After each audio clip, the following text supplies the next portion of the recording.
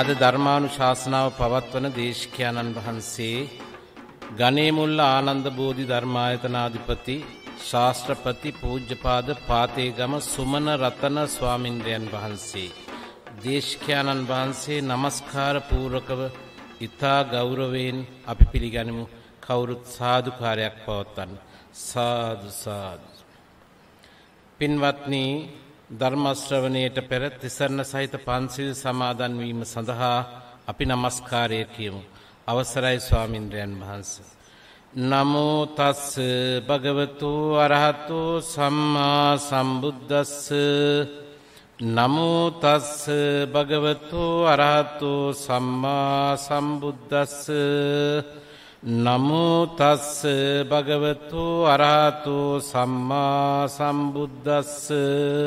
බුද්ධං සරණං ගච්ඡාමි. බුද්ධං සරණං ගච්ඡාමි. ධම්මං සරණං ගච්ඡාමි. ධම්මං සරණං ගච්ඡාමි. සංඝං සරණං ගච්ඡාමි. සංඝං සරණං ගච්ඡාමි. ဒ ුතියම්පි බුද්ධං සරණං ගච්ඡාමි. ဒ ුතියම්පි බුද්ධං සරණං ගච්ඡාමි. ဒ ුතියම්පි ධම්මං සරණං ගච්ඡාමි. ဒ ුතියම්පි ධම්මං සරණං ගච්ඡාමි. ဒ ුතියම්පි සංඝං සරණං ගච්ඡාමි. ဒ ුතියම්පි සංඝං සරණං ගච්ඡාමි. තතියම්පි බුද්ධං සරණං ගච්ඡාමි.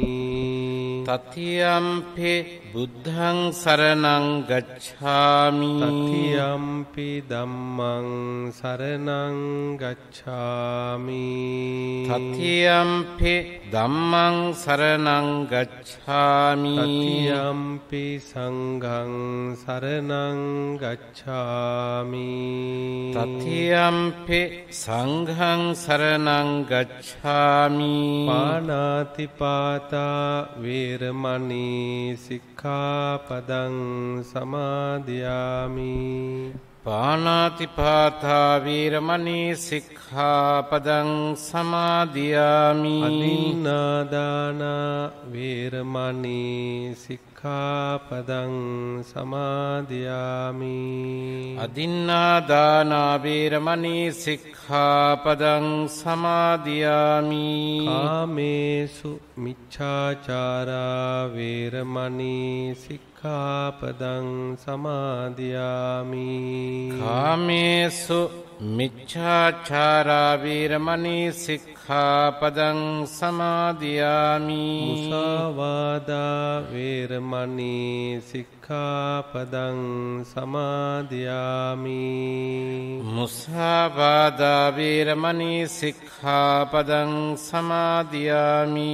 සුරාමේරය මජ්ජපමා දට්ඨානා වේරමණී සික්ඛාපදං සමාදියාමි. සුරාමේරය මජ්ජපමා දට්ඨානා වේරමණී සික්ඛාපදං සමාදියාමි.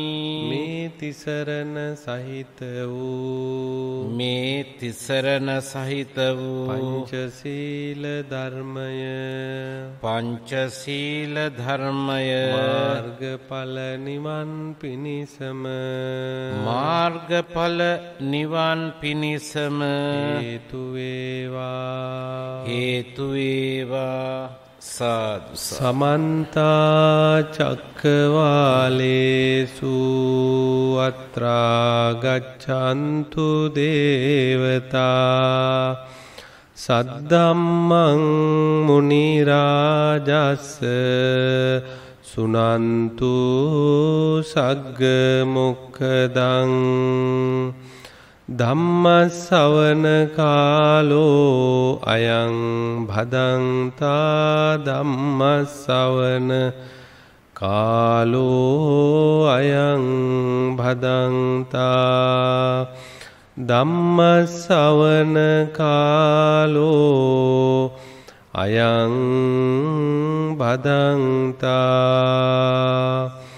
නමෝ තස්ස භගවතු අරහතු සම්මා සම්බුද්දස්ස නමෝ තස්ස භගවතු අරහතු සම්මා සම්බුද්දස්ස නමෝ තස්ස භගවතු අරහතු සම්මා සම්බුද්දස්ස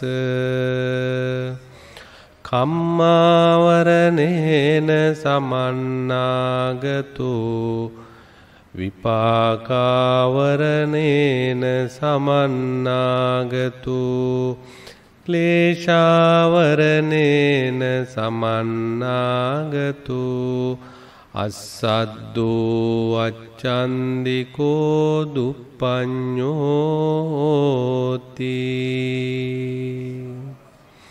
බණහන සූදානම් වෙන සත්පුරුෂ පින්වත්නි,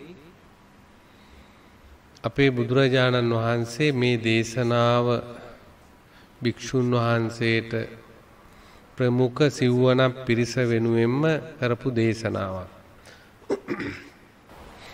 මේ සූත්‍ර පාඨය ඇතුළත් වෙලා තියෙන්නේ අංගුත්තර නිකායේ ආවරණ කියන සූත්‍රය තුල. බුදුරජාණන් වහන්සේ සිව්වනක් පිරිසටම දේශනා කරනෝ නිවන් අවබෝධයට බාධකයක් හැටියට තියෙන කරුණු පහක්.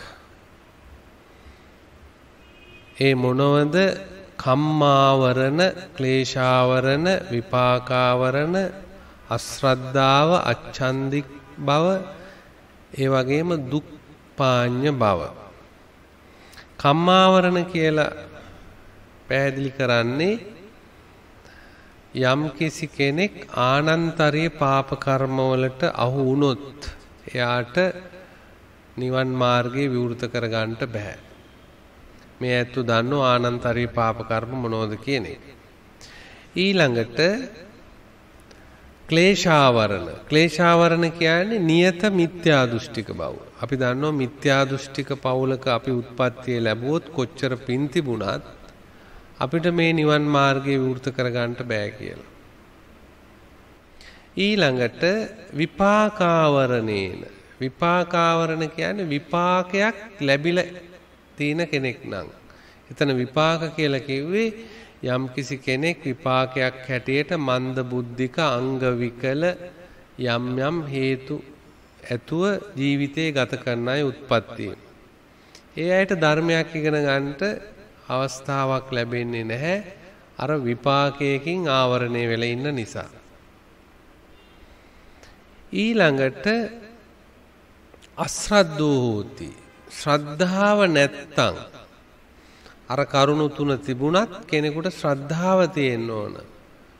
බුදුහාමුදුරන්ගේ ධර්මය අහන්න, ධර්මය ඉගෙන ගන්නට මූලිකම බෞද්ධ ජීවිතයක් තුළ තියෙන්න ඕන කාරණේ හැටියට ශ්‍රද්ධාව පෙන්වලා තියෙනවා. ඒ ශ්‍රද්ධාව කෙනෙකුට නැත්තම් අච්ඡන්දිකා, ඒ වගේම කැමැත්තක්. දැන් සමහර අයගෙන් ඇහුවාම ඒ ඇත්තෝ නිවන් දකින්න එහෙම කැමති නෑ, සසරෙම ඉන්න කැමති. අච්ඡන්දිකා කියලා කියන්නේ කැමැත්තක් තියෙන්න ඕන. අනේ මේ සසර දුකයි, මට නිවන් අවබෝධ කර ගැනීම තමයි උසස්ම දේ කියන කැමැත්ත. ඉතින් බොහෝ අයට කැමැත්ත නැහැ. කැමැත්ත නැත්තම් මේ නිවන් මාර්ගය වෘත කර ගන්නත් බෑ. ඊළඟට බුදුහාමුදුරුව පස්වෙනි කාරණේ හැටියට දේශනා කරා. දුප්පඤ්ඤෝ හෝති. අනුවණකම. යමක් විමසීමකින් තේරුම් ගන්නට බැරි ගතිය. ඒ බුද්ධ දේශනාවේ තියෙන ඊටාම වැදගත්ම දේ තමයි විමර්ශක ගතිය. එහෙම නැත්නම් විචාර බුද්ධිය කියන එක පින්වත්. ඒ විචාර බුද්ධිය කියන එක කෙනෙකුට නැත්නම් නිවන් මාර්ගේ විවෘත කරගන්නට බෑ. මොකද කවුරු හරි දෙයක් කිව්වම ඒක ඒ විදියෙන්ම පිළි අරගන්නෝ සමහර විට ඒක පිළිගන්නෙත් නෑ. එහෙම එක්කෙනාට තමන්ගේ ජීවිතය පිළිබඳ වගකීමක්, ආධ්‍යාත්මික වගකීමක් ගන්නට බෑ. එතකොට මෙන්න මේ කරුණු පහෙන් යම් කිසි කෙනෙක් ආවරණ වෙලා නැත්තම් ආවරණ සූත්‍රය කියන්නේ ආවරණ වැහිලා තියෙනවයි කියන්නේ. වැහිලා නැත්තම් අර කර්ම වලින් කර්ම කිව්වේ ආනන්තර විපාක කර්ම ඊළඟට නියති මිත්‍යා දෘෂ්ටික ගතිය ක්ලේශාවරණ ඊළඟට අංග විකලාදී වශයෙන් විපාක අශ්‍රද්ධාව අකමැත්ත ඊළඟට දුප්පාඤ්ඤ ගතිය මේ කරුණු පහ කෙනෙකුට තියෙනව නම් පින්වත්නි කොහොමවත් නිවන් දකින්න බෑ මේ කරුණු පහ නැත්තම් කෙනෙකුට නිවන් මාර්ගය විවෘත කරගන්න පුළුවන් අපි පොදුවේ ගත්තාම හැම කෙනෙක්ම කම්ම දායාදෝ කර්මය උරුම කරගෙන තමයි ජීවිතේ ලබලා තියෙන්නේ. අතන කර්ම කියලා කිව්වේ එතන ආනන්තරීය පාප කර්ම. නමුත් අපි පොදුවේ අපි ඉපදෙලා ඉන්නේ හැම කෙනෙක්ම කර්ම නිසා. ඉතින් මේ කර්ම වලින් ඉපදිච්ච අපිට දුකක් තියෙනවා. හැබැයි ඒ දුක අවබෝධ කරගන්නට තේරුම් ගන්නට බුදුහාමුදුරන්ගේ ධර්මය අවබෝධ කරගන්නට අර කරුණු පහ නැත්තම් අපිට අවස්ථාවක් ලබා ගන්නට පුළුවන්කම තියෙනවා. ඊළඟට අපි මේ සූත්‍රේ තවත් ටිකක් එහාට ගිහිල්ලා බලන්න ඕන මේ කරුණු පිළිබඳ. දැන් අප ඇස කන නාසය දිව ශරීරය දැන් මේ මුලින් තේරුම් ගත්ත අර කරුණු පහ නැත්තම් අපිට දැන් මේ වැඩේ කරගෙන යන්න පුළුවන් කියලා. මේ බණ අහන අය ඒ පහටම අහුවෙච්ච අය නෙවෙයි නිසා මේක කරගෙන යන්න පුළුවන්. හැබැයි තව ගැටලු ටිකක් තියෙනවා. අන්න ඒ ටිකක් එහාට ගිහිල්ලා අපි තේරුම් ගන්න ඕන මොකද්ද ඒ තියෙන ගැටලුව කියලා. දැන් බුදුරජාණන් වහන්සේ පෙන්නනවා මේ කම්මාවරණ ක්ලේශාවරණ විපාකාවරණ කියන මේ ආවරණම තවත් දේශනාවලදී කම්ම වට්ට ක්ලේශ වට්ට විපාක වට්ට කියන විදියට වට්ට කියන්නේ රවුම කියන එකනේ. අපි මේ කර්ම වට්ටයක් අනුගමනය කරමින් ඉන්නවා. ක්ලේශ වට්ටයක් විපාක වට්ටයක් අපිට තියෙනවා. දැන් එහෙම කියනකොටම කෙනෙකුට තේරෙනවා. දැන් ක්ලේශ වට්ට කියලා කියන්නේ අපි හැමදෙනාම අවදි වෙලා ඉන්න තැන. කොහොමද අවදි වෙලා ඉන්නේ? ඇස කන නාසය දිව ශරීරය සිත කියන මේ ආයතන 6 විවෘත වෙලා යම්කිසි අපි ගනුදෙනුවක් කරනවා. ඇහැ රූප වෙත යනවා, කන ශබ්ද වෙත යනවා, දිව රසය වෙත යනවා, ශරීරයේ ඉන්ද්‍රිය බද්ධ වෙලා තියෙන මේ ආකාරය. එතකොට මේ රූපාදී අරමුණු විශේෂයි අපේ මේ ඉන්ද්‍රිය බද්ධ වෙලා තියෙන තැනට තමයි අපි අවදි වෙලා ඉන්නවයි කියලා කියන්නේ. අපි හැම කෙනෙක්ම ඇහැ අරගෙන ඉන්නේ. කන විවෘත කරගෙන ඉන්නේ. මේ පංචකාම වලින් පිරිච්ච ලෝකේ. එතකොට එහෙම බලනකොට අපි අවදි වෙලා ඉන්නේ ක්ලේශ වට්ටයකට. කෙලෙස්නේ තියෙන හැමතිස්සෙම. ලෝභකම ඇති වෙනවා, ද්වේෂය ඇති වෙනවා, තරහ ඇති වෙනවා, මෝඩකම ඇති වෙනවා, ඉරිසියාව ඇති වෙනවා. ඒ ඔක්කොම හැමතිස්සෙම ක්ලේශ වට්ටයකට තමයි අපි විවෘත වෙලා ඉන්නේ ඉන්ද්‍රිය පහම. එතකොට අපි ඥානවන්ත වුණත්, ශ්‍රද්ධාවන්ත වුණත්, මොන කෙනෙක් වුණත් පොදුවේ අපි සියලු දෙනාම අවදි වෙලා ඉන්නේ පුතුජන සත්‍යයන් හැටියට ක්ලේශ වට්ටයට. අපිට ඒක ඕනනම් තා විදියකට ඒක කියන්න පුළුවන්. ඒක තමයි අර කාම ලෝකය කියලා කියන්නේ. කාම කියලා කියන්නේ විඳීම කියන එකනේ. අර විඳින තැනකට තමයි අපි අවදි වෙලා ඉන්නේ. එතකොට මේ ඉන්ද්‍රිය 6ම ආයතන 6ම විවෘත වෙලා තියෙන්නේ අපි විඳින තැනකට. ඒ විඳින තැනකට නම් ඒක ක්ලේශ වට්ටයක්. එතන කෙලෙස් ක්ලේශ පරිදාහයක්. කෙලෙස් තමයි උපදින්නේ එතන. ක්ලේශ වට්ටයකට අපි අවදි වෙලේ. ඒක අපි දැනගන්න ඕන. අර නිවන් දකින්න කියන. අර මූලික ආවරණ වලින් අයින් වුණත් අපි දැනගන්න ඕන අපි ඉන්නේ ක්ලේශ වට්ටයක. ඊළඟට ක්ලේශ වට්ටයක තුල අපි රැස් කරන්නේ මොනවද? කර්මනේ. ඒ කර්ම නම් එතකොට කර්ම වට්ටයකුත් අපිට නිකම්ම අයිති වෙනවා. කර්ම විපාකකුත් තියෙනවා. මේ කරන දේවල්, කතා කරන දේවල්, හිතන දේවල්, ක්‍රියා කරන දේවල් ඔක්කොම චේතනා මුල් කරගෙන කරන ක්‍රියාවන් නිසා පින්වත්නි පින්පව් වශයෙන් එහෙම නැත්නම් සුදු කළු වශයෙන් ඒවයි කර්ම විපාකයක් තියෙනවා. ඒකට කර්ම වට්ටෙකුත් ඒකම හැදෙනවා. අර ක්ලේශ වට්ටයත්. එතකොට මේ කර්ම වට්ටය තමයි විපාක වට්ටය කියන්නේ. අපිට විපාක එක්ක මිනිහෙක් වෙනවා, එක්ක දෙවියෙක් වෙනවා, එක්ක බල්ලෙක් බලලෙක් වෙනවා, එක්ක නරක තේසම් ප්‍රේත අසුරනිකාවලටපත් වෙනවා, එක්ක දිලින්දෙක් වෙනවා, එක්ක ඥානවන්ත කෙනෙක් වෙනවා. කම්මං සච්චේ විභජති යදිදං හීන පනීතතා කියලා බුදුහාමුදුරුවෝ හීන ප්‍රනීත වශයෙන් අර බෙදලා තියෙන විපාකයක් වශයෙන්. හැබැයි ඒකින් අදහස් කරන්නේ නැහැ අපේ බුදුහාඳුරෝ සම්පූර්ණම මේ කර්මයෙන්ම තමයි මේක කරලා තියෙන්නේ කියලා. නමුත් අර මූලික දෙයක් මේ ලෝකේ අර ඉරේලියෙන් මේ හැම දෙයක්ම ඉරේලිය පදනම් කරගෙන සූර්යාගේ පැමිණීමෙන් මේ ලෝකේ හැම දෙයක්ම පාලනය වෙනවා වගේ සෑම සත්‍යයකගේම ජීවිතයේ මූලිකම දේ කර්මය. අපි කරපු කියපු රැස් කරපු දේවල් වල විපාක හැටියට තමයි මේ අපි ලබාගෙන තියෙන්නේ. දැන් අපි උදාහරණයක් වශයෙන් ප්‍රකාශ කළොත් යම් කිසි කෙනෙක් දිලුඳු වෙලා උපදින්න පුළුවන් ඒ පෙර දන් නොදීපු නිසා. හැබැයි ඒ දිලුදුකම නැති කරගන්න යම් විදියකින් උත්සාහයෙන් වැඩ කළොත් යම් ප්‍රමාණයකට කරගන්න පුළුවන්කම තියෙනවා. නමුත් දේශනාව තුල තියෙනවා අර පෙර නොදීපු කෙනාට නොලැබුණා නම් උත්සාහය කළත් සමහර විට එයාට ලබා ගන්නට බෑ. හරියට අර මැණික් නැති ඉඩමක මහන්සි වෙනවා වගේ. අපේ ජීවිතේ යට ගියාවේ දන් දීපු ශක්තියක් නැහැ. එතකොට අපි කොච්චර මහන්සි ගත්තත් යම් පමණින් එදිනදා ජීවිතේ ගැට ගහ ගන්නව විනා ලොකු ධනයක් හම්බ කර ගන්නට අපිට අවස්ථාවක් ලැබෙන්නේ නැහැ. ඒ නිසා ඊළඟට දැන් අපි තව උදාහරණයක් ගත්තොත් අපි ලෙඩෙක් හැටියට උත්පත්තිය ලැබුවොත් අපි සමහර අය උත්පත්තියෙම නොයෙකුත් ලෙඩ දුක් තියෙන ඒවා හොඳ වෙන්නෙම නැහැ. එතකොට ඒවා බෙහෙත් වලින් පාලනය කරනවා ඒක ඇත්ත. හැබැයි නිට්ටාවක් දකින්න බෑ. මොකද කම්ම විපාක ජානාමා බාධා කර්ම විපාකයක් හැටියට ඒ ලෙඩ දුක් අපිට ඇවිල්ලා තියෙනවා. එතකොට මේ උදාහරණ ඕන තරම් දෙන්න පුළුවන්. ඒ විදිහට බලනකොට අපි ක්ලේශ වට්ටයට අවදි වෙලා ඉන්නෝ. ඒකෙන් අපි කර්ම රැස් කරනවා. කර්ම වට්ටෙකුත් තියෙනවා. ඊළඟට ඒ විපාක තමයි ඒ සත්ත්ව නිකාවල අපි උපදිනව විතරක් නෙවෙයි. ඒ සත්ත්ව නිකායවල තියෙන අර ගතිගුණ හොඳ නරක ධනය ඇති බව නැති බව දිලිඳු බව දුක්පත් බව නිරෝගී බව ලෙඩ බව මේ සියල්ලක්ම අර කර්ම විපාකයක් හැටියට පින්වත්නි අපිට කම්මදායාදෝ කර්මදායාදයක් හැටියට ලැබිලා තියෙනවා කියලා බුදුහාමුදුරුවෝ අපිට දේශනා කළා. එතකොට දැන් අපි ටිකක් එහාට ආවා මේ සූත්‍රේ. මුලින් මතු පිට අර්ථයක් ප්‍රකාශ කළා මේ විදිහේ වැහිමක් තියෙනවා.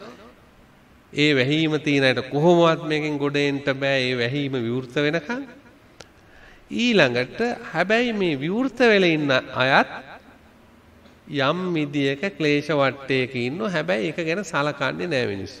අපි ක්ලේශ වට්ටයකට තමයි අවදි වෙලා ඉන්නේ. උදේ නැගිට වෙලා ඉඳලා නිින්ද යන තෙක්ම අපි නොයෙකුත් දේ කතා කරනවා, නොයෙකුත් දේ හිතනවා, නොයෙකුත් දේ ක්‍රියා කරනවා. ඒ ඔක්කොම කර්ම රැස් කිරීමක් ඒවයි විපාකයක් තියෙනවා. ඊළඟට පින්වත්නි අපි තවත් ටිකක් එහාට මේ සූත්‍රය යන්න ඕන. දෙවෙනි පියවරකට. තවත් ටිකක් එහාට යනකොට බුදුරජාණන් වහන්සේගේ තව දේශනා තියෙනවා. ඒ දේශනාවලදී පැහැදිලි වෙනවා මේ ලෝකයා සම්පූර්ණම අවිද්‍යාවක ඉන්නවා. ඒ අවිද්‍යාවක ඉන්න නිසා මේ අය නැවත විවෘත කරගන්න මේක මේ ලෝකයේ තියෙන ස්වභාවය අවබෝධ කරගන්න ඕන. ඒ ලෝකයේ තියෙන ස්වභාවය අවබෝධ නොකළොත් ඒ අයට මේකේ අවදි වෙන්න බෑ.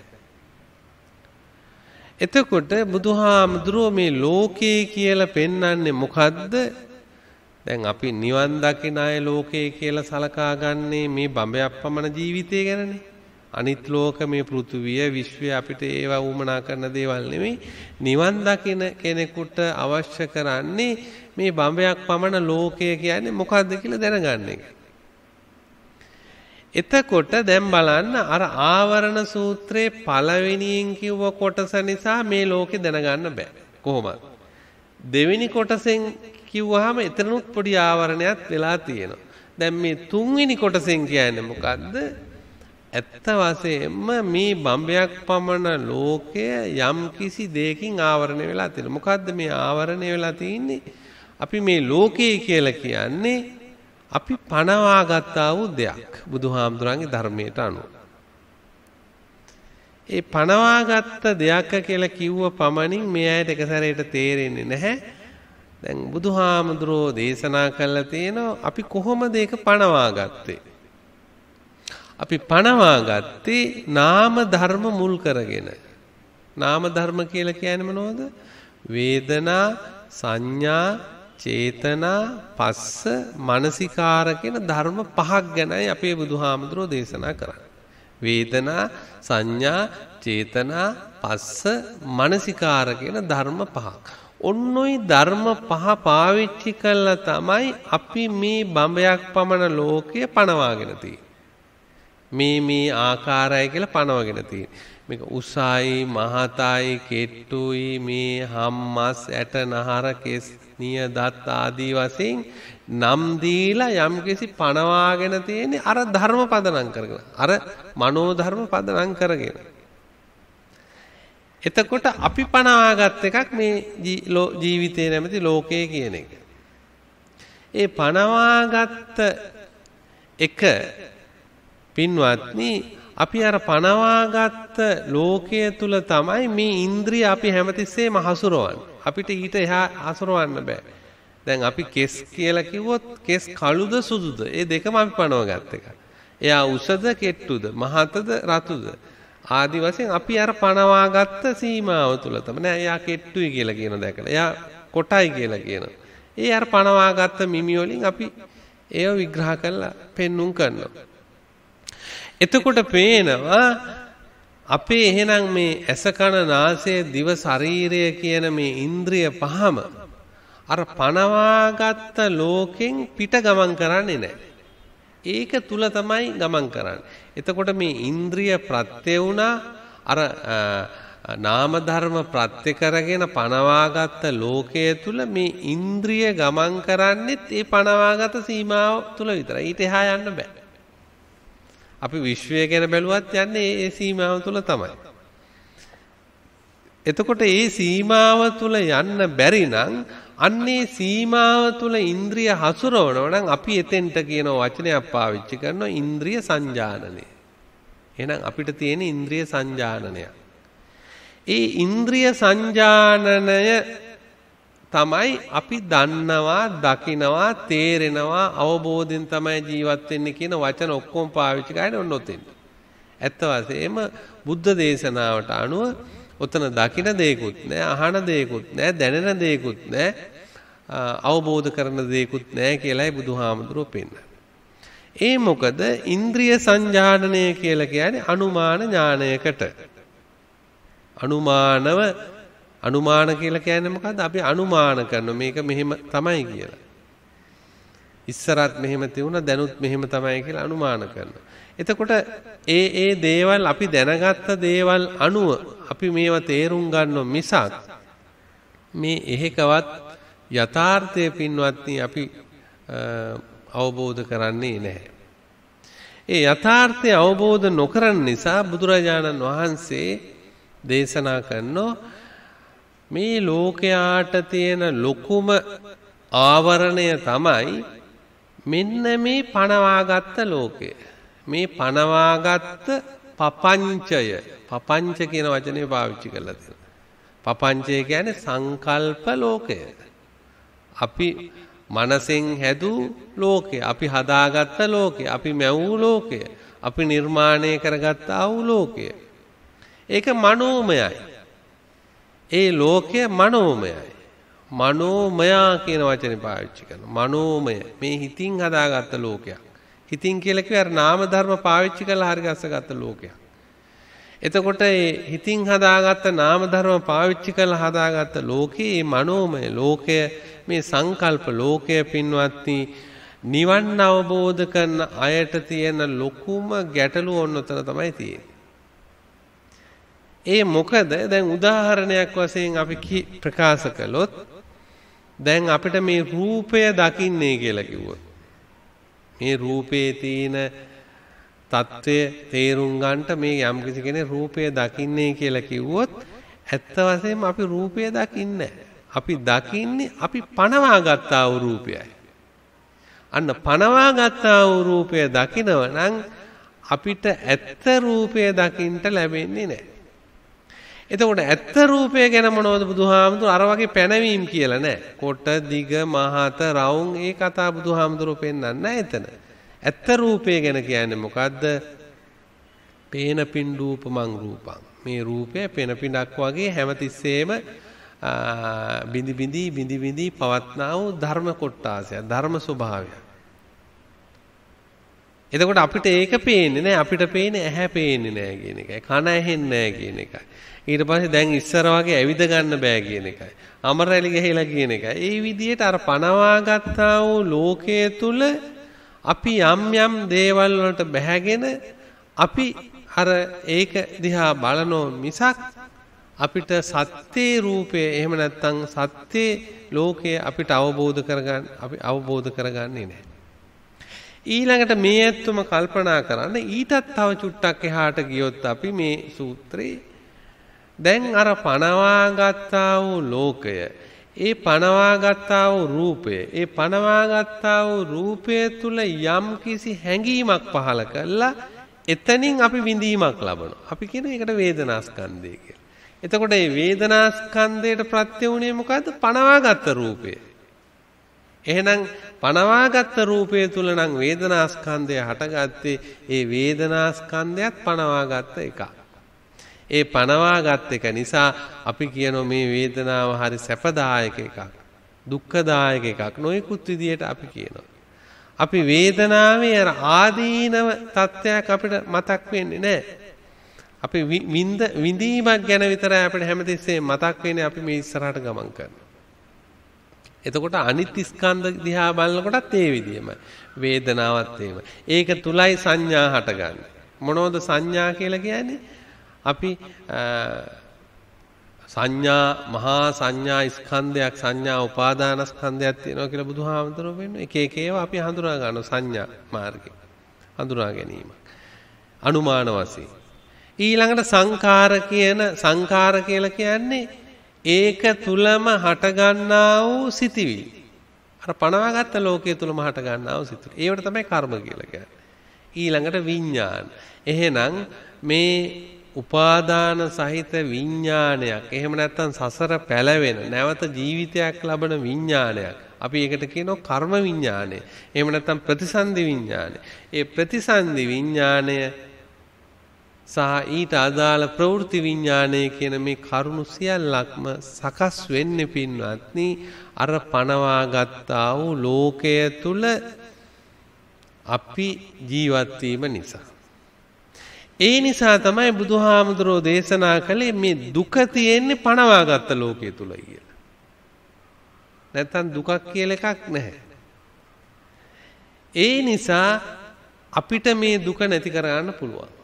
අන්න දුක නැති කරන්න බැරි දෙයක් කියලා බුදුහාමුදුරෝ දේශනා කළා නෑනේ. දුක නැති කරන්න පුළුවන්. දුක නැති කරන්න පුළුවන්කම තියෙන්නේ අර පනවාගත්ත ලෝකයේ තුලයි දුක තියෙන්නේ.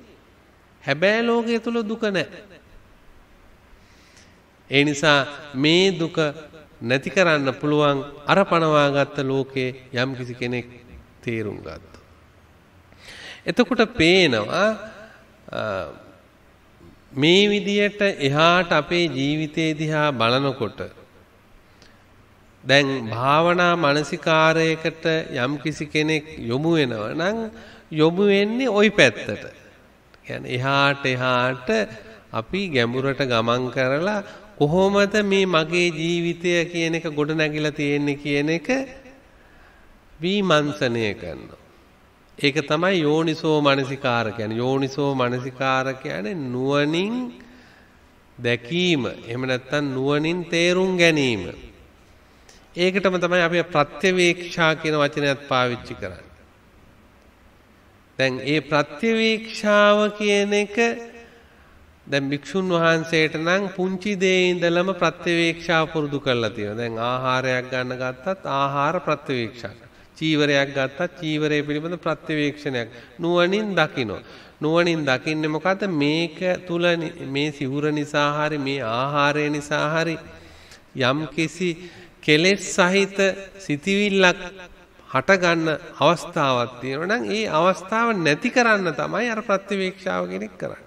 නැත්තම් ඒක නිසා හට ගන්න පුළුවන් මේ ආහාරය රසයි, මේ ආහාරය මිහිරි, මේ ආහාරය උණුසුම්, මේ ආහාරය සිසිල් වෙලා, මේ ආහාරය ගුණයි ආදී වශයෙන් නොයෙකුත් විදියට ඒක නිසා ක්ලේශයක් හට ගන්න පුළුවන්. අර කෙලෙස් හට ගැනීම නවත්තන්න තමයි අර සිව්පසය කෙරෙහිම චීවරය සම්බන්ධ, පිණ්ඩපාතය සම්බන්ධය, සේනාසනය සම්බන්ධව, ගිලම්පස සම්බන්ධව ප්‍රත්‍යවේක්ෂණයක් බුදුහාමුදුරුවෝ උගන්වලා තියෙනවා.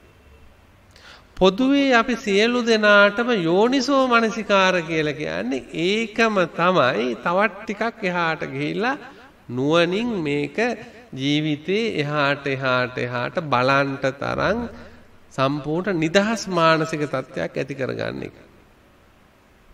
එතකොට මේ කියපු කරුණු හැම එකකින්ම මේ ඇයට පෙන්눔 කරේ අර නිදහස් මානසික තත්ත්වය කොට නැගෙන විදිය.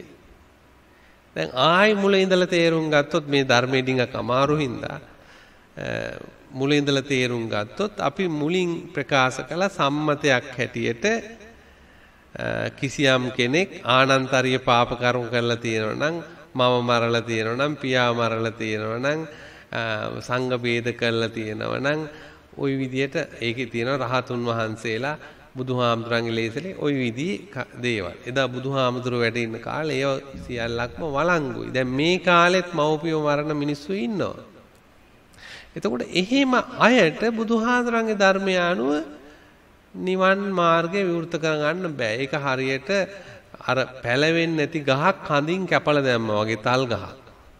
ඒක ආයි ලියලන්න අමාරුයි මේ ජීවිතේදී. ඒක සෑහෙන කාලයක් විපාක දීලා එයාට විපාක වශයෙන් ලැබුණාම තමයි ඒවා කරගන්න පුළුවන්. දැන් අපේ බුද්ධ ශාසනයේ හරියට කතා බහට ලක් වෙන අපේ දේවදත්ත හාමුදුරුවෝ. උන්වහන්සේ ලෞකික සමාපatti පවා ලබා ගත්තා. නමුත් ලෞකික සමාපatti ලබා ගත්තත් උන්වහන්සේට මේ අවබෝධය ලබන්න බැරි වුණා අර කම්මාවරණ ප්‍රශ්නේ නිසා. බුදුහාමුදුරන්ගේ ලේසෙලවීමක් වුණා. එතකොට සංඝ ભેද ඇති වුණා. එතකොට පේනවා අර නිවන් මාර්ගය විවෘත කරගන්න බෑ. ලෞකික සමාපatti එහෙනම් ලබන්න පුළුවන් කියන එක ඒකෙම කියවෙනවා. ලෞකික සමාපatti ලබන්න පුළුවන් කියන එකක් ඒකේ කියවෙනවා. එතකොට දැන් අර මේ ආර්ය අෂ්ටාංග මාර්ගයට ඇවිල්ලා සෝතාපන්න වෙන්න හරි සකෘදාගාමි වෙන්න හරි ඇත්තට ඒ අවස්ථාවක් ලබා ගන්නට පුළුවන් කමක් ඇත්තේ නැහැ. ඊළඟට ක්ලේශාවරණ කියන්නේ අර මිත්‍යා දෘෂ්ටික, දැන් අපි දන්නෝනේ එක එක ඉගැන්වීම් තියෙනනේ. ඒ ඉගැන්වීම් වල ඉන්න පවුලක අපි උත්පත්ති ලැබුත් ඒ ඉගැන්වීමනේ අපි පිළි අරගෙන ඉන්නේ. අපි බුද්ධ ආගම පිළිගන්නේ නැහනේ. එතකොට යාට කොහොමද නිවන් දකින්න බෑනේ.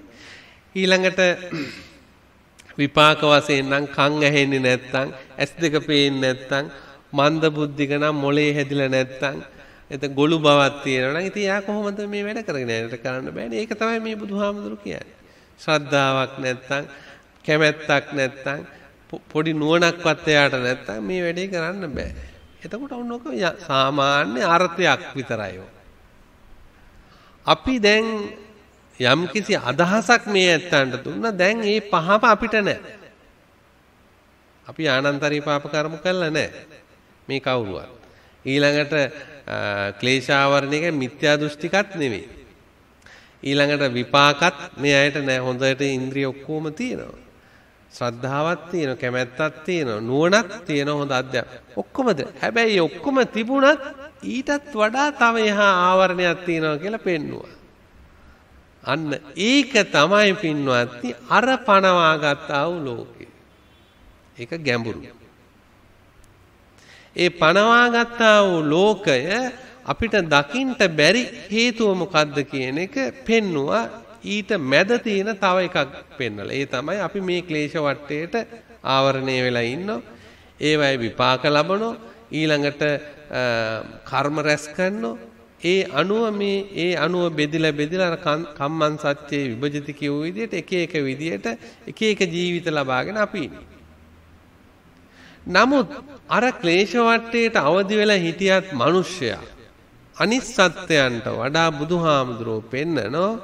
ඇයි ක්ලේශ වටේට අවදි වෙලා ඉන්නේ? මේ කාම ලෝකෙක අපි ඉන්නේ. මේ ඉන්නේ කාම ලෝකෙක. මනුස්ස ලෝකේ කාම ලෝකෙද. කාම ලෝකේ ඉන්න අය ක්ලේශ වටේට විවෘත වෙලා ඉන්නේ මේ ඉන්ද්‍රිය හයම. එතකොට හිටියට මිනිස්යාට හැකියාවක් තියෙනවා තමන් පිළිබඳ කිසියම් ගැඹුරු වගකීමක් ගන්න. ඒ මොකද මිනිස්යාට තමයි විචාර බුද්ධියක් කියන එකක් තියෙන්නේ. ඒ මිනිස්යාට තමයි විචාර බුද්ධියක් කියන එකක් තියෙන නිසා එයාට තමන්ගේ ජීවිතය පිළිබඳ අර තව කෙනෙක් රූකඩයක් වගේ නටවන්න උවමනා නැහැ. තමන්ට තමන් පිළිබඳ වගකීමක් ගන්න පුළුවන්. අත්ත දීපා විහෙරත කියලා පෙන්නනවා. අත්ත සරණ තමන්ටම පිහිට කරගන්න පුළුවන්. ඒ නිසා ඒ විදියට බලනකොට මිනිස්සයා අසරණ සත්වෙක් නෙමෙයි. ඒ පැත්තෙන් බලනකොට මොන පැත්තෙන්ද?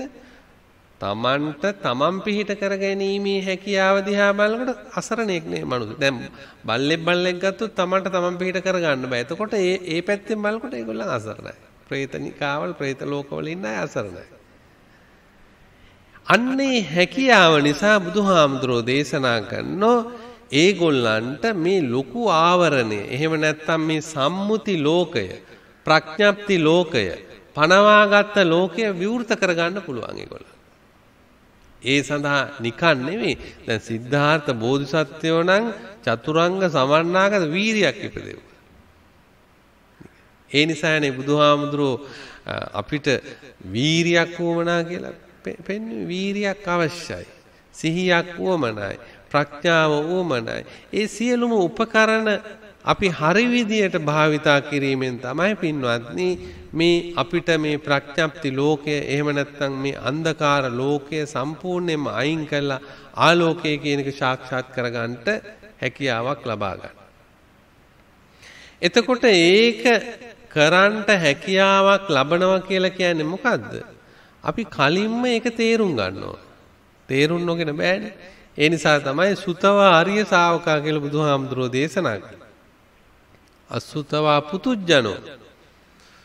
අසුතවා කියලා කිව්වේ බුදුහාමුදුරුවන්ගේ ධර්මය අහන්න බැරි වුණොත්. ඒගොල්ලන්ට තියෙන්නේ මේ නොයසූ බවක්. ඒගොල්ලෝ ඇත්ත දන්නේ නැහැ. දැන් මේ කියන කාරණා මොකක්වත් දන්නේ නැහැ. දැන් මේ ඇත්ත මේ බණ අහන හින්දා මෙහෙම දෙයක් තියෙනවා කියලා අහනවා. ඒ ඇහිමෙන් තමයි සුතවාර්ය ශ්‍රාවකෝ මේ ආර්ය ශ්‍රාවක දොරටුව විවෘත කරගන්න පුළුවන්කම තියෙන්නේ. කොහොමද නිවන් දකින්නේ? අපි මොනවද කරන්න ඕන කියන එක විවෘත කරගන්න පුළුවන්කම. දැන් ඒ නිසා තමයි බුදුරජාණන් වහන්සේ ධර්ම දේශනා කරනකොටම පින්වත්නි ඒ බුදුහාමුදුරන්ගේ බණ අහගෙන ඉන්නකොට මෙතන ඉන්න බොහෝ අය අර ඉරේලිය පායනකොට නෙළුම් මල් පිපෙනවා වගේ ඒ තනින් තන සමහර අය සෝවාන් වෙනවා, සමහර අය සකදාගාමී, සමහර රහත් වෙනවා. ඇහෙනෝ මේ ඇත්තන්. අර පුතුජන අසුතවත් බව නැති වෙලා යනවා. ආර්ය ශ්‍රාවක බවට පත් වෙනවා. ඒගොල්ලන් මේ සම්පූර්ණ වැහිලා තියෙන මේ ආවරණ සම්පූර්ණයෙන්ම ගලවනවා, නිදහස් කරනවා. තමන්ම වහගත්තයි කියලා තමන් තේරුම් ගන්නවා. ඒ නිසා අර ධර්මයේ ඇසීම යෝනිසෝ මනසිකාරයෙන් යුක්තව ධර්මයේ ඇසීම ඊටාම වැදගත් පින්වත්නි. මෙන්න මේ ආවරණ කරගෙන මේ ආවරණ වෙලා තියෙන ගතිය විවෘත කර ගැනීමට. එතකොට දැන් අරව සේනම් පහු කරගෙන ආවත් අර පනවගත්ත ලෝකය තමයි අපිට හරීම අමාරු තේරුම් ගන්න. ඒ ලෝකයේ තුල තමයි මේ දිට්ටි, උපාදාන, තණ්හා ඒ සේරම හැදිලා තියෙන්නේ. දිට්ටි කියලා කියන්නේ මමය, මාගේ කියන දෘෂ්ටිය කොට නැගිලා තියෙන මේ ලෝකයේ තුල. ඊළඟට උපාදාන කියන එක කොට නැගිලා තියෙන මේ ලෝකය. ඊළඟට තණ්හා කියන එක ගොඩ නැගිලා තියෙන මේ ලෝකෙත්. එතකොට ඒක තුල බලන්න අර පනවාගත්ත ලෝකය තුල අපි හරිගස්ස ගන්නපු දේවල්. දැන් මේ පනවාගත්ත රූපය ඉඳුරාම කියනවා මේ මමයි කියලා. අන්න ඒක දිට්ඨියක්. එතකොට ඒ මමයි කියලා කියන්නේ කොහොමද? පුංචි කාලේ ඉඳලම අපේ මනස ගොඩ නැගිච්ච විදිය. අපි හිතපු විදිය. ඒ ගොඩ නැගිලා නැවත මේ රූපෙට උපේති අපි ලං වෙලා තිනෝ උපාදීයති මේවා තදින් අල්ලගෙන තිනෝ අබිනිවේසාය අපි මේවට රිංගලා තිනවා. රිංගලා දැන් ඇතුළෙම ඉන්නෝ මේ මම තමයි කියලා. මේ මම තමයි කියලා කොච්චර කිව්වත් එයාට කිසිම විදියකින් මේ ශරීරය තුල ආධිපත්‍යයක් උසුලන්න බෑ. ඒ උසුලන්ට බැරි නිසා තමයි අපි කෙස්සි දෙන්නේ, හැම ගැලේ, හැම රැලි ගහන්නේ, හැම දෙයක්ම වෙන්නේ. දැන් අපි මගේ කියලා මේකට අබිනිවේසාය රිංගල ඉන්නවනම් මම නම් මේකේ ප්‍රධානිය.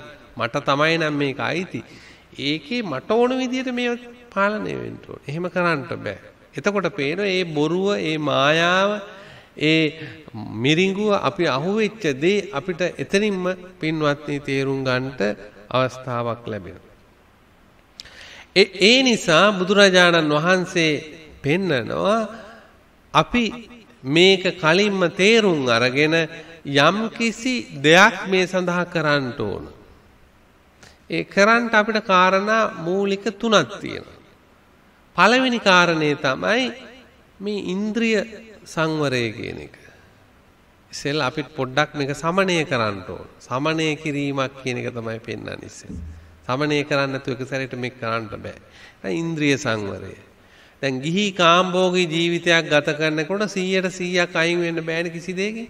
එහෙම අයින් වෙනවා කියලා කිව්වොත් ඒක විහිළු කතාවක්. එහෙම අයින් වෙන්න බෑ. හාමුදුරුවෝ කියනනම් හාමුදුරුවෝ ඉතින් ගිහිගේ ඇත්තටලා ගියා. එයාට අයින් වෙන්න පුළුවන්.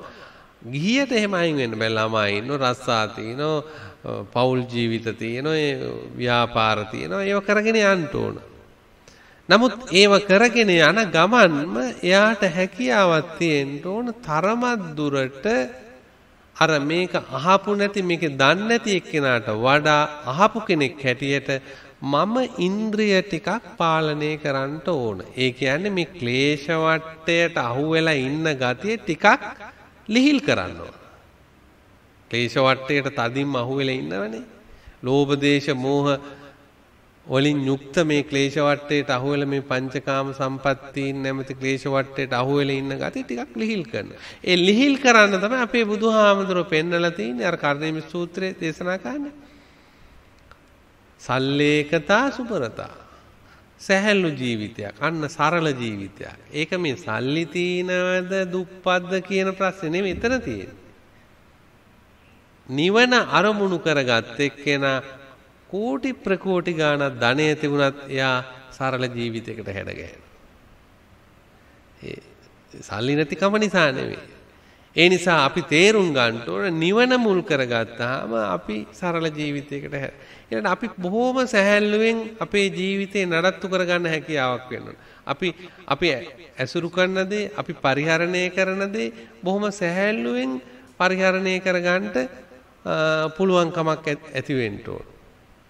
සමහර ඉන්දියාවේ පිරිස හිටියා බුදුහාමුදුරු ඉන්න කාලේ මහා සිටුවරු.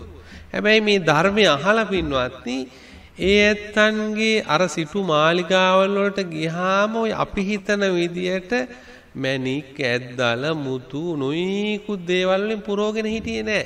බොහොම සරල විදියට ජීවිතේ ගත කළා. මට මතකයි ওই බුද්ධ ගයාව බේර ගැනීම සඳහා අනගාരിക ධර්මපාලතුමා නඩු කිව්වා මහන්තා කියලා කෙනෙක් මහ විශාල ධන කුවේරේ මේ දිස්ත්‍රික්කයක් විතර ප්‍රමාණය විතර ඊට කඩන් තියෙන සාල ධනවතෙක් එයාගේ පියත් එක්කයි නඩු කිව්වේ. ඒ අන්තිම නඩුව ඉවර කර මහන්තා අවුරුදු 105ක් වෙලා මරණයටපත් වුණා.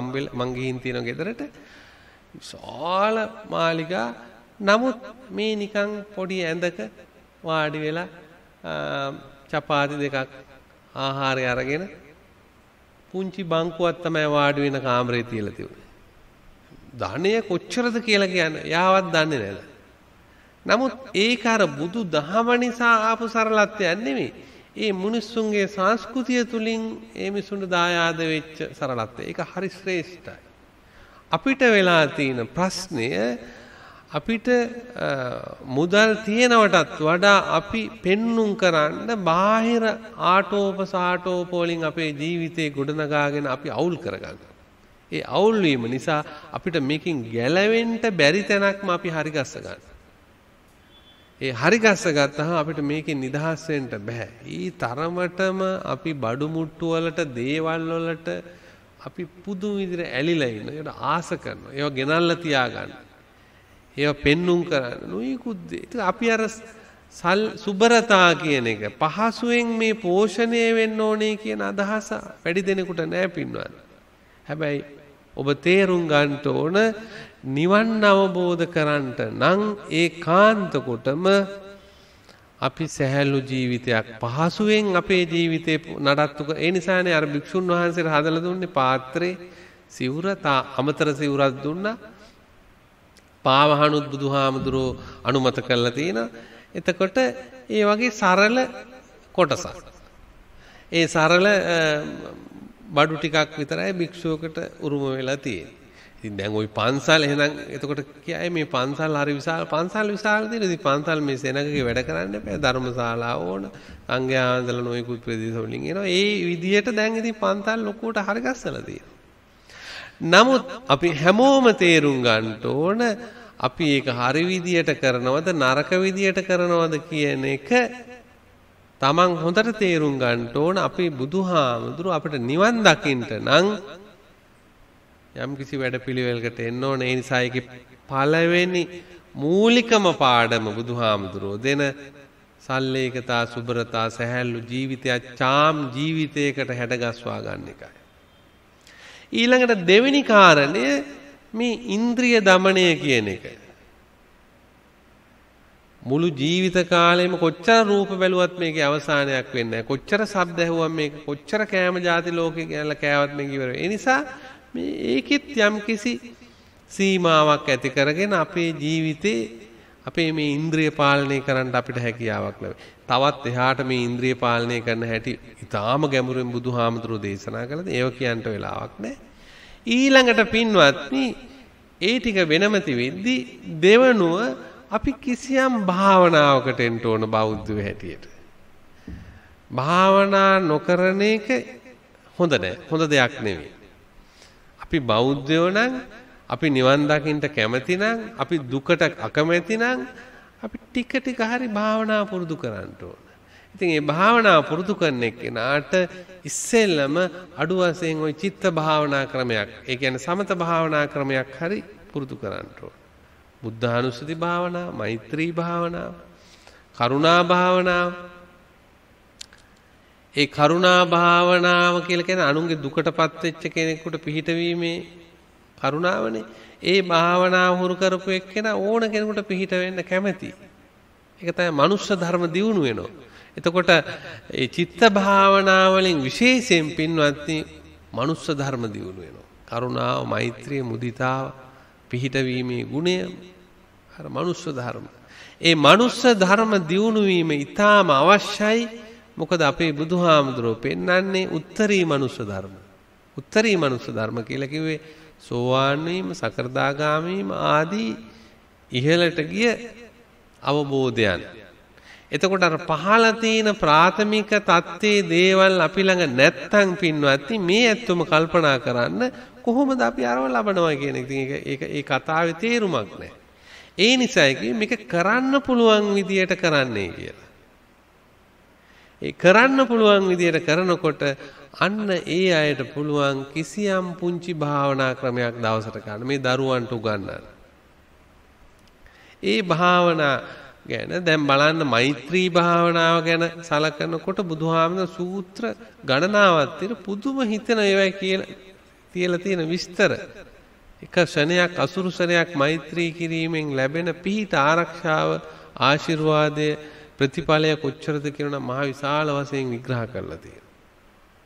එතකොට ඒක ටිකක් අපි හුරු කරගෙන යනකොට බණක් ටිකක් අහගෙන අර අල්පේච්ඡතා සුබරතා ජීවිතයකට හැඩගස්වාගෙන අපි යනකොට අපිට පුළුවන් විදර්ශනා භාවනාවට එන්න. ඒ විදර්ශනා භාවනාව ඇත්ත වශයෙන්ම මේ වෙලාවේ මේ බණේදිත් පෙන්වුවේ යම්කිසි විදර්ශනා ක්‍රමයක්. මොකද්ද විදර්ශනා ක්‍රමය? අර මතු පිටේ ඉඳලා යමකට බැසගෙන යාමේ ගතිය. සොයාගෙන යාමේ ගතිය. පරිේෂණ ගතිය. ආර්ය පරිේෂණ ගතිය. ඒකත් විදර්ශනා ක්‍රම. ඒ නිසා තමයි අර බුදුහාමුදුරෝ ධර්ම දේශනා කරන නිවන් දකින්නේ. ඒක එහෙම වෙනව බණ අහනකොට. ධර්මයේ දේශනාක සද්ධර්මයේ තුල ඒක තියෙනවා.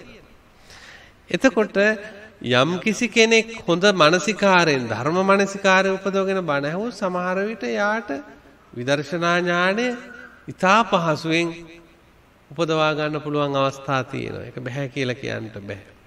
එතකොට මේ ඇත්තෝ තේරගන්නට දැන් මේ බුදුහාමුදුරෝ දේශනා කරපු ආවරණ සූත්‍රය ඉතාම රමණීය.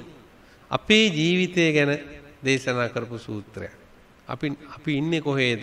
අපි කොහොමද මේක වෙනස් කරගන්නේ කියපු සූත්‍රයක් අපේ බුදුහාමුදුරෝ දේශනා කළා.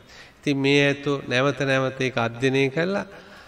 තමන්ගේ ජීවිතය මේ ජීවිතයේදීම බුදුහාමුදුරන්ගේ ධර්මයට අනුකූලව ජීවිතේ දුකෙන් නිදහස් කරගන්න හැම කෙනෙක්ම අදිෂ්ඨාන කරගන්නට අද මේ ධර්ම දේශනාවේ දායකත්වය නොම්මර 8 විජය මංගලාරාම පාර කොහුවල පදිංචි අජිත් පතිරණ එම මහත්මිය ඉමාශී පතිරණ දියණිය සහ දිනුක පතිරණ පුතුණුවන් විසින් ඒ පවුලේ පින්නතුන් විසින් තමයි මේ පින්කම සිද්ධ කරලා තියෙන්නේ. ඒ ඇත්තන්ගේ අරමුණ හැටියට තියෙන්නේ මීට වසර 15කට පෙර පරලෝ සැපත් ෆ්‍රැන්සිස් ගාල්ලේ පතිරණ පියාණන්ටත් පින් අනුමෝදන් කිරීම, ඒ වගේම දෙපාර්ශ්වයේම නැසී ගිය සියලුම ඥාති හිත මිත්‍රාදීන්ට පින් අනුමෝදන් කිරීම, ඉමාශී පතිරණ දියණියට නිදුක් නිරෝගී සුවය ප්‍රාර්ථනා කිරීම,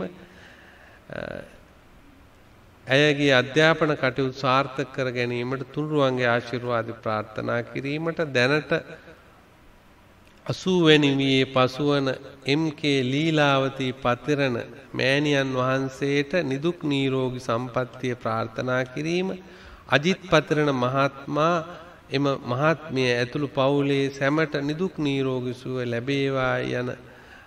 ලැබේවා ඒ වගේම වහා චතුරාර්ය සත්‍ය අවබෝධ කර ගැනීමට මේ ධර්ම දේශනාව සිද්ධ කළා.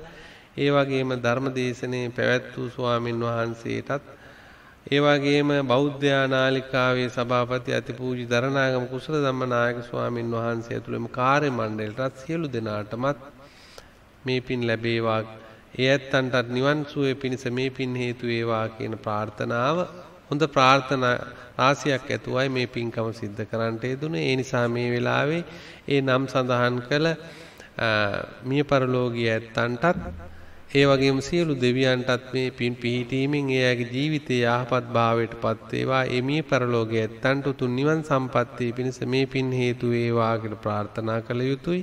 ඒ වගේම ජීවත්වල සිටින මෑණියන් වහන්සේ ඇතුළු පවුලේ සියලු දෙනාටම කුඩා දියණිය ප්‍රමුඛ කොට ඇති සියලු දෙනාටම නිදුක් නිරෝගී සම්පන්නිය, චිරජීවනයේ දීර්ඝායු සම්පන්නිය සැලසේවා.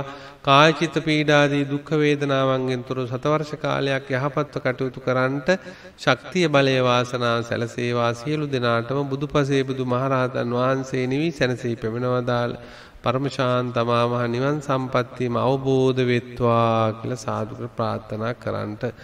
ඉත්තාවතා චම්මේහි සම්භතං පුඤ්ඤ සම්පදං සබ්බේ දේවා අනුමෝදන්තු සබ්බේ භූතා අනුමෝදන්තු සබ්බේ සත්තා අනුමෝදන්තු සබ්බ සම්පatti සිද්ධියා. ධර්ම ශ්‍රවණේ කිරීමෙන් මිය පරලෝකීය සියලුම ඥාතීන් ඇතුළු මේ සෑම සියලු දෙනාටම උතුම් නිවන් සම්පත්තියම අවබෝධ වෙත්වා. අද ධර්මානුශාසනාව පැවැත් වූ දේශකයන්න් වහන්සේ ගණේමුල්ල ආනන්ද බෝධි ධර්මායතනාධිපති ශාස්ත්‍රපති පූජ්‍යපාද පාතේගම සුමන රතන ස්වාමින්ද්‍රයන් වහන්සේ. දේශකයන්න් වහන්සේට නිරෝගී සම්පත්තිය, දීර්ඝායුෂ සම්පන්නිය අපි සාදුකාරයක් පවත්වා ප්‍රාර්ථනා කරමු. සාදු